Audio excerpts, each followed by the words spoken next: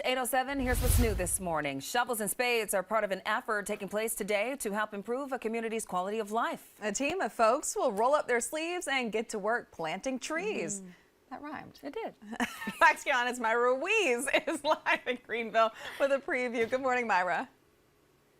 Well, good morning. This is how it all gets started, with a shovel in hand, and already the work is underway here in the West Greenville community of Greenville. And joining us live is Evangeline Costa. She is with Trees Upstate, works with community outreach there.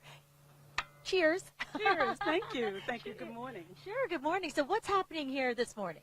Today we're getting ready for large tree planting in the West Greenville community.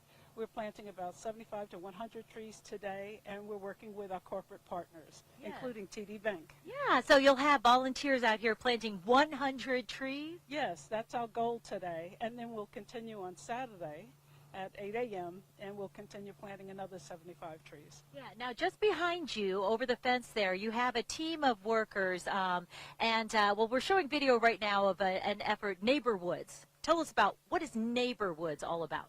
Neighborwoods is a program that is started, goes across the country, and it is a program where we're bringing trees for tree equity to many communities, and especially in the upstate. Yeah, okay, so over your shoulder, you have a team of workforce development crews. Yeah, tell us about, what is that about?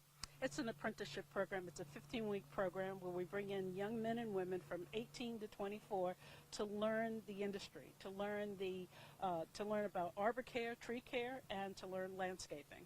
At the end of the program, they'll receive a certificate from South Carolina Professional Landscape Program. Yeah, Trees Upstate has done studies, and they've found a correlation between the number of trees in neighborhoods and economic viability, right? Yes.